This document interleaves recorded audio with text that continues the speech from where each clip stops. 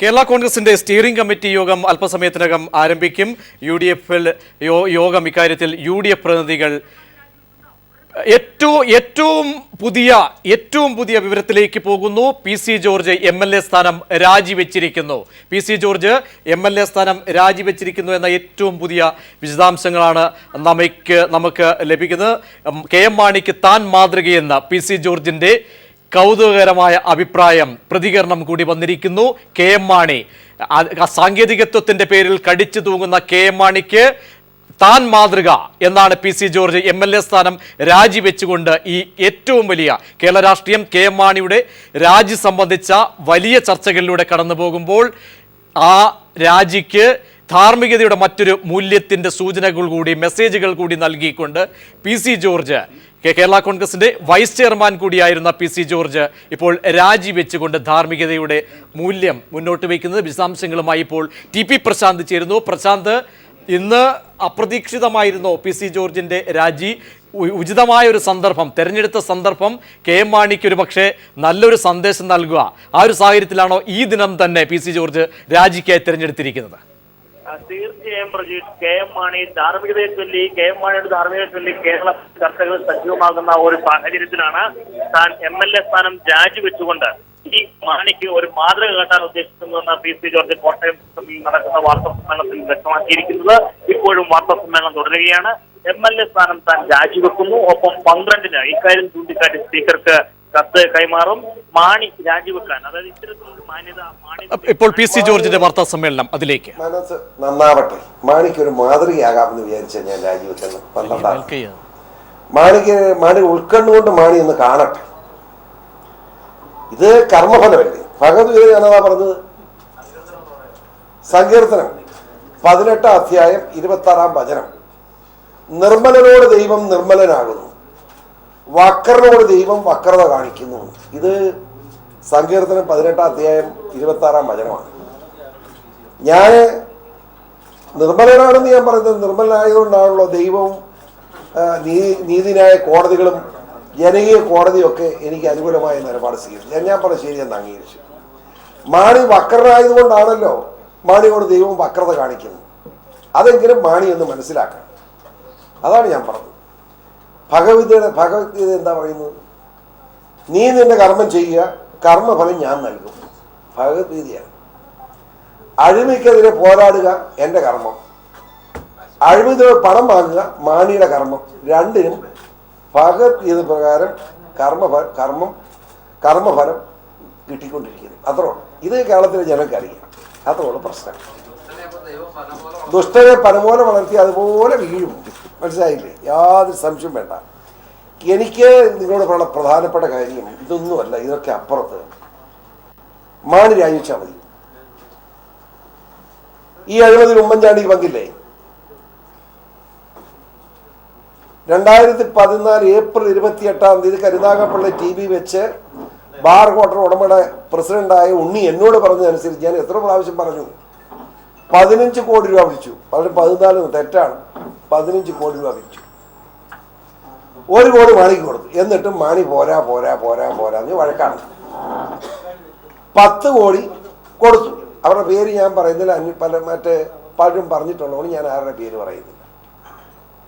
1 കോടി കുഞ്ഞാലിക്കുട്ടി സാഹിബിന് കൊടുക്കാൻ കൊണ്ടിയെന്ന് മലപ്പുറത്ത്. കുഞ്ഞാലിക്കുട്ടി സാഹിബ് പറഞ്ഞു ഇത് പണം ഹറാമാണ്, മദ്യമാണ്, വേണ്ടാന്ന് പറഞ്ഞു. അത് കുഞ്ഞാലിക്കുട്ടി സാഹിബ് കഴിഞ്ഞ 2 വർഷം മുമ്പ് സമ്മതിച്ചിട്ടുള്ള കേട്ടല്ലോ. അപ്പം ഞാൻ പറഞ്ഞ സത്യം എന്ന് മനസ്സിലായില്ലേ? ഞാനിത് 8 മാസം മുമ്പ് പറഞ്ഞാണ്. അപ്പം ഈ കാശ് എവിടെ പോയി? മാണി മാത്രം അങ്ങനെ രാജിവെച്ച് പോയാൽ പറ്റുകയില്ല. ഈ കാശ് കൊടുക്കുന്നതിന്, പണം കൊടുക്കുന്നതിന്, കൈക്കൂലി കച്ചവടം നടത്തുന്നതിന് ഉമ്മൻചാണ്ടിയാണ് കൂട്ടുനിന്നത്. ഉമ്മൻചാണ്ടി രാജിവെക്കണം. മുഖ്യമന്ത്രി സ്ഥാനം രാജിവെക്കണം. ഇത് കോൺഗ്രസ് കേരളത്തിൽ വേണ്ടേ? ഇന്ത്യയിൽ തന്നെ ഇപ്പോൾ കണ്ടില്ലേ?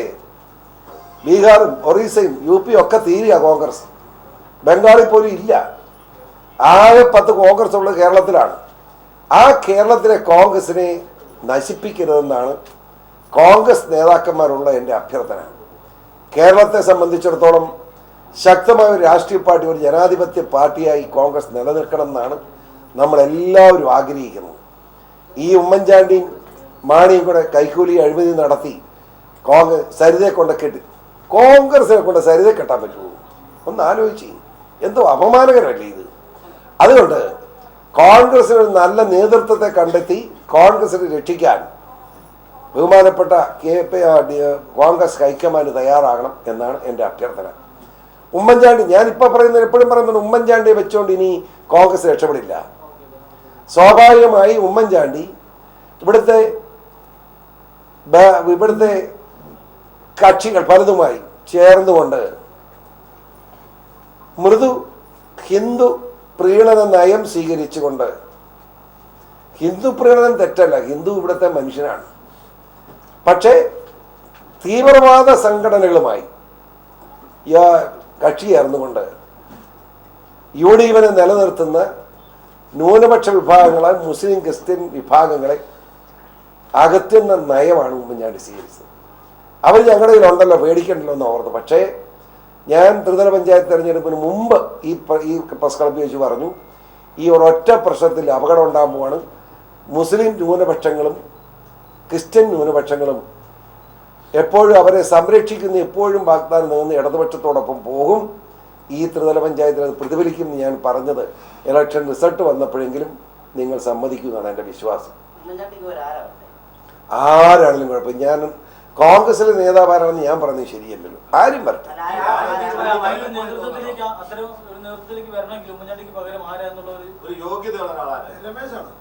ഞാൻ പറഞ്ഞത് ശരിയാണ്.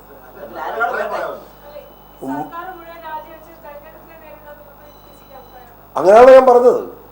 ഉമ്മൻചാണ്ടി രാജിവെക്കണം, തെരഞ്ഞെടുപ്പിനെ നേരിടണം. ഇനി മുന്നോട്ട് പോകാൻ കഴിയില്ല. ഈ ഗവൺമെന്റിനോട് പോയിട്ട് കാര്യമില്ല. ആരിയ്ക്കുന്ന ഈ ഗവൺമെന്റ് പിന്തുണ ഒരാൾ ചോദിക്കണം. എന്റെയോ? എന്റെ രാജി സമയത്ത് തന്നെയാണ്, ആവശ്യമുള്ള സമയത്ത് തന്നെയാണ് കൊടുക്കുന്നത്. ഇത് പൊറോട്ട് നാടകമാണ്. ഇത് മാണി ഒന്ന് കളിച്ചു നോക്കുക, ഒരു രക്ഷയും കിട്ടുകയില്ല. UDFന് മുഴുവൻ നേതാക്കന്മാരും ഒറ്റക്കെട്ടായിട്ടുണ്ട്. മാണി പോയാൽ മാണി പോവും. മാണിയും ഭാര്യയും മകനും അല്ലാതെ വേറെ MLA-മാരും മാണിയോടൊപ്പം പോവില്ല. ഇത് പലരും പല കളിയും കളിക്കുന്നെങ്കിലും കോൺഗ്രസ് ഉറച്ച നിലപാട് സ്വീകരിച്ചാൽ ഇത് വാലാട്ടിക്കൊണ്ട് നടക്കുന്ന കാണാൻ പാടില്ലേ എന്നതുപോലെ കോൺഗ്രസിന് പുറകെ ചെയ്യും.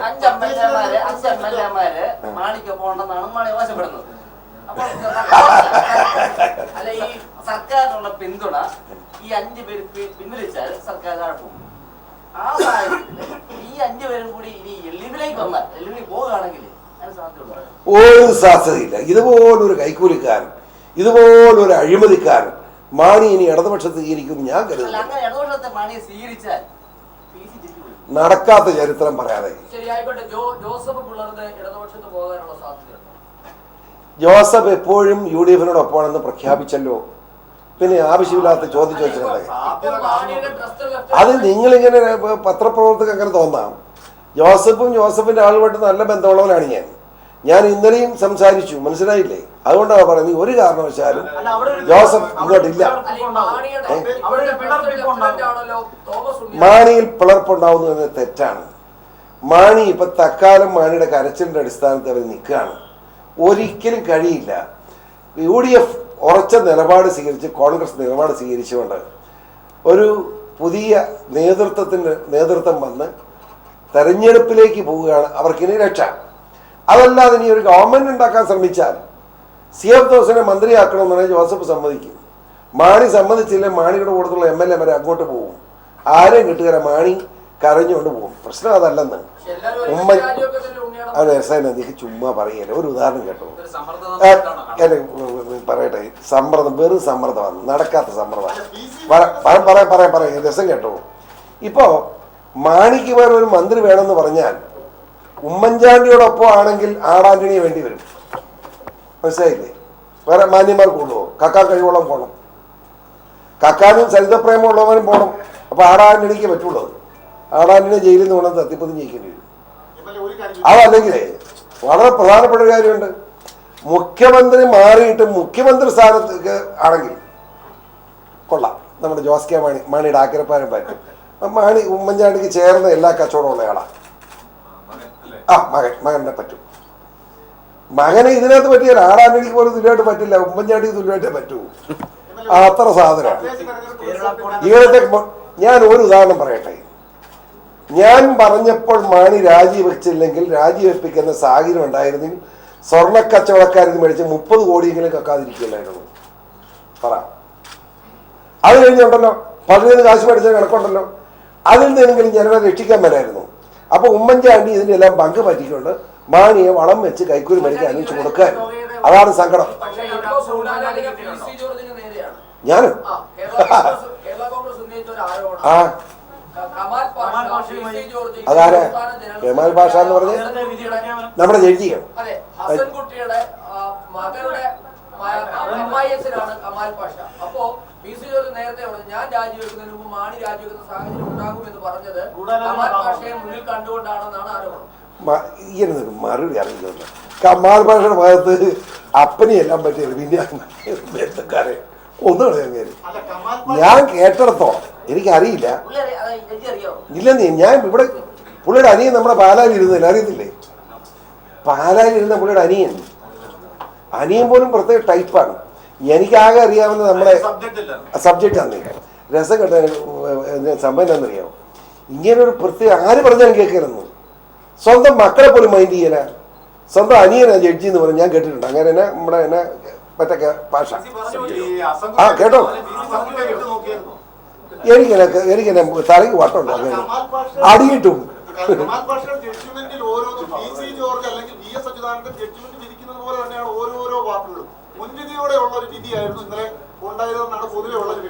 ലോകത്ത് ഈ ഒരു മഠയിലല്ലാതെ വേറെ ആരും ഇത് പറയാൻ, KM മാണിയും ഇദ്ദേഹം അല്ലാതെ വേറെ ആരും ഇത് പറയാൻ.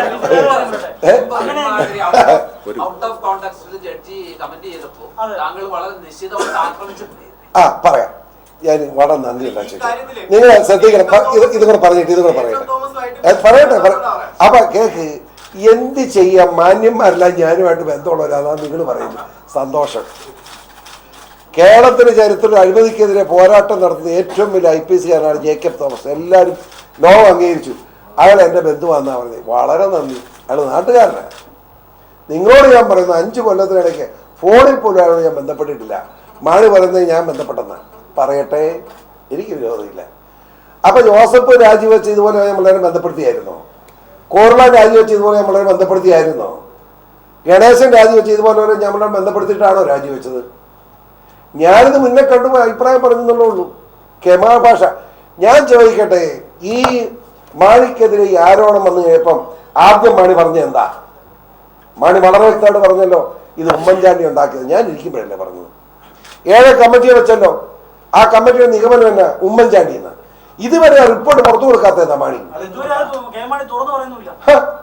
അയാൾ ഊളത്തരം കാണിക്കുക. ഇതുപോലെ കുറെ പത്രക്കാരെ അയക്കൊണ്ട് വർത്തമാനം പറയുക. നാണക്കേടാണ് നമ്മൾ. അതാ ഞാൻ ചോദിക്കും, എന്ത് മര്യാദ പറ.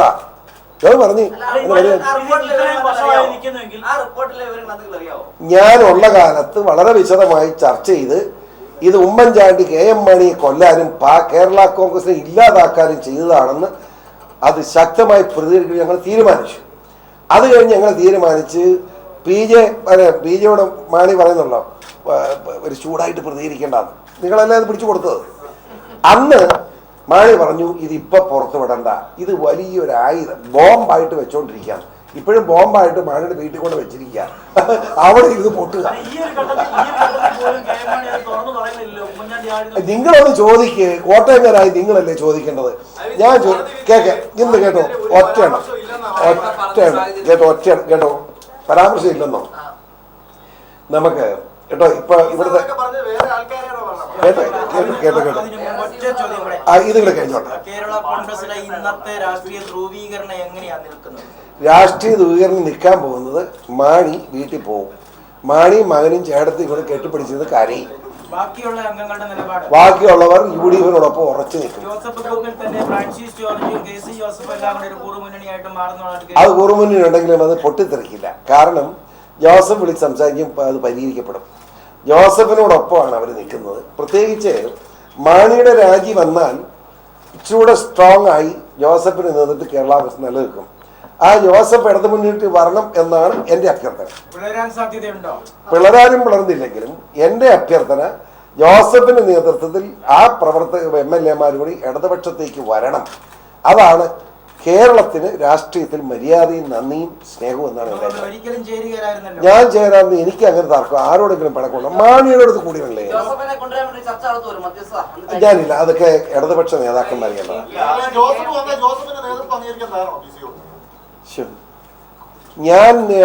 നേതൃത്വം അംഗീകരിച്ചുകൊണ്ടാണല്ലോ ജോസഫിനെ വർക്കിംഗ് ചെയർമാനാക്കി വൈസ് ചെയർമാനായിട്ട് ഞാൻ ഇരുന്നത്. ഇങ്ങനെ മണ്ട ചോദ്യം പിന്നെയും ചോദിക്കാവുള്ളൂ. ഇപ്പോഴും അതന്നെ. ഓ, നിങ്ങൾ ചോദിച്ചോണ്ട് പറയട്ടെ. എനിക്ക് ഒരു സ്ഥാനത്തിന് വേണ്ടി ഞാൻ വഴക്കണില്ല എൻ്റെ പൊന്നു തങ്കക്കുടമേ. എനിക്കൊന്നും വേണ്ട. ഞാൻ ഇതുവരെ ചോദിച്ചോ.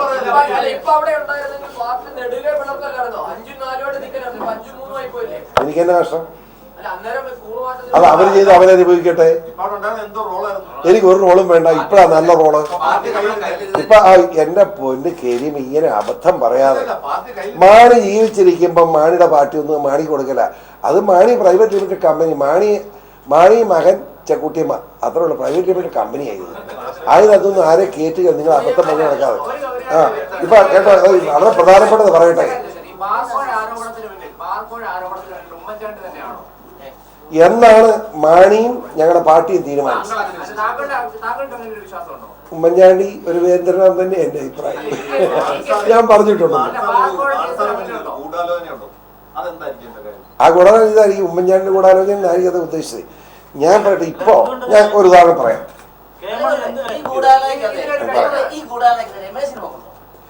രമേശിന് പങ്ക് കാണണമല്ലോ. ഉമ്മൻചാണ്ടിയുടെ എല്ലാത്തിനും ഇപ്പൊ രമേശ് കൂട്ടാം. പക്ഷെ അടൂർ പ്രകാശും രമേശ് ചെന്നിത്തലയും താങ്കളുടെ സ്വകാര്യമായ ഒരു മീറ്റിംഗ് നടത്തിയിട്ടില്ലേ? സത്യമായിട്ടും ഇല്ല. തെറ്റാട്ടോ അത്. അങ്ങനെ ഒരു സംഭവമില്ല. പക്ഷെ ഞാന് മുണ്ടക്കൻ TV ചെന്നപ്പം രമേശ് ചെന്നിത്തല അവിടെ വന്നു. വന്നതെന്ന് വെച്ചാൽ അദ്ദേഹം കുമ്പളിക്കാനായിട്ട് പോവാ. ഞാൻ അന്നേരം ഇറങ്ങുക. കെട്ടിപ്പിടിച്ച് അളിയാന്ന് വിളിച്ച് സന്തോഷം പറഞ്ഞ് ഞാൻ എൻ്റെ വഴിക്ക് പോയി. ഞാനവിടെ നിന്ന് കാരണം കോൺഗ്രസ്സുകാരും ആഭ്യന്തരം കൂടുതൽ ഞാൻ നിലനിൽക്കുന്നു. ഉമ്മൻചാണ്ടി രാജിവെക്കണം. പിന്നെ കെ ബാബുവിനെ പറയുന്നത് ഉമ്മൻചാണ്ടി രാജിവെക്കണ്ടേ?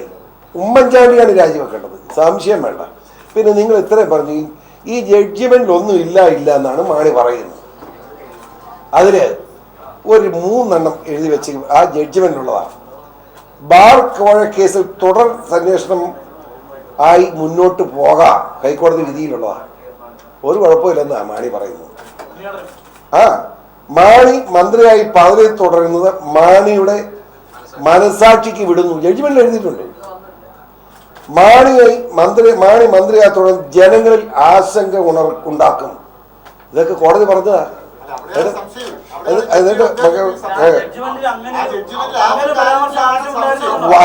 പറയട്ടെ. ഏതാ പരാമർശം വളരെ ആവശ്യമുള്ളതല്ലേ? മാണി ആവശ്യപ്പെട്ടിട്ട് എനിക്ക് അത് വരാമോ? ഇന്നലത്തെ പ്രയറിൽ ഈ വിഷയങ്ങളൊന്നും വിജിലൻസ് ഞങ്ങളുടെ ന്യായമല്ല ആവശ്യപ്പെട്ടിട്ടുണ്ട്. ഈ സാഹചര്യത്തിൽ എന്തിനാണ് ഔട്ട് ഓഫ് കോണ്ടെക്സ്റ്റ് ഈ വിഷയമായിട്ട് മാണി കക്ഷി പോലും അല്ലാത്ത ഇതിനകത്ത് കയറി ഇത് അടിച്ചത് എന്തിനാന്നുള്ളതാണ് ചോദ്യം. അത് പറയാം. അതാണ് മനസ്സിലാക്കേണ്ട പ്രധാനപ്പെട്ട. അത് പറയേണ്ടി വരുമ്പോഴാണ് നമ്മുടെ വിജിലൻസ് ജഡ്ജിയുടെ തിരുവനന്തപുരം വിജിലൻസ് ജഡ്ജിയുടെ വിധി നോക്കേണ്ടത്. അത് ഒരെണ്ണം കാണിച്ചു തരാം. 9-ാം പേജ് വളരെ വ്യക്തമായി ജഡ്ജിമെന്റ് വിജിലൻസ് ജഡ്ജി പറഞ്ഞില്ല. വളരെ വ്യക്തമല്ലേ ഇത്? കേട്ടോളൂ. ഇതിനകത്ത് ഇതായിട്ട് വെറുതെ ഒരു വിധിയല്ല ഇത്. ആ ജഡ്ജി പറയാം. But at the same time, in the factual report prepared by the investigating officer opined that the evidence forthcoming in respect of acceptance of bribe of 15 lakhs at Pala on 22/3/2014 and acceptance of 10 lakhs as bribe on 2/4/2014 at Thiruvananthapuram by the accused can attract the provision of Section 7, Section 13(1), Section 13(2), of this PC Prevention of Corruption Act 1988. എന്നാ ചിരിച്ചത്? PC Act. എല്ലായിടത്തും PC ഉണ്ട്. PC Act എന്താ ഇതിനകത്ത് prevention of corruption act. മനസ്സിലാക്കിക്കോളൂ. അപ്പോ വളരെ വ്യക്തമായിട്ട് judge പറഞ്ഞിരിക്കുകയാണ്.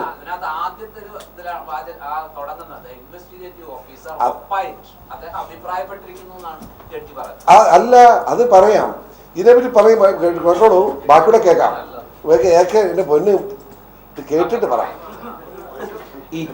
കേട്ടോളൂ, it is also recommended by the investigating officer in the factual report that the accused may be prosecuted. കേട്ടോളൂ, section 7, section 13, section 32 of the PC Act 98 for the above referred two instances of the accidents of bribe. മനസ്സിലാവും. എന്നിട്ട് പറയട്ടെ, നിങ്ങളിങ്ങനെ ഇടയ്ക്കേറി വെടിവെക്കാന്ന് ഒന്ന് പറയാനിരിക്കും. ഇത് കള്ളത്തരം വല്ലതുണ്ട് ഇതിനകത്ത്. Last page നീക്കിയില്ല, പറയാം, അതിലേക്കാ വരുന്നത്. അത് നീക്കിയില്ല, അവിടെയാണ് പ്രശ്നം. അത് നീക്കിയെങ്കിൽ നമുക്ക് മാണൂർ രാജിവെക്കരുത് ഞാൻ പറഞ്ഞല്ലോ. മാധ്യമപ്രവർത്തകരെ വിളിച്ചു ചേർത്ത് രാജിക്കാര്യം പ്രഖ്യാപിച്ചിരിക്കുന്നു PC ജോർജ്. 12-ാം തീയതി രാജിക്കത്ത് നൽകുമെന്നും PC ജോർജ് പറഞ്ഞിരിക്കുന്നു. രണ്ട് സുപ്രധാനമായ ഏറ്റവും പുതിയ വിവരങ്ങൾ കൂടി ലഭിച്ചിരിക്കുന്നു. UDF-ൻ്റെതാണ് തീരുമാനം. KM മാണി സ്വയം രാജിവെച്ചില്ലെങ്കിൽ മാണിയെ പുറത്താക്കണമെന്ന് UDF മുന്നോട്ട് വെച്ചിരിക്കുന്നു. ഒപ്പം തന്നെ മന്ത്രിസഭ താഴെ പോയാലും മാണിയെ പുറത്താക്കണമെന്ന് സുധീരൻ വ്യക്തമാക്കിയിരിക്കുന്നു. സുധീരൻ അറിയിച്ചിരിക്കുന്നു. ഉമ്മൻചാണ്ടി ഇക്കാര്യം വിളിച്ച് ഇക്കാര്യം ബോധ്യപ്പെടുത്തിയിരിക്കുന്നു. എന്ന രണ്ട് സുപ്രധാനമായ കാര്യങ്ങളാണ് ഇപ്പോൾ ഏറ്റവും പുതുതായി പുറത്തു വരുന്നത്.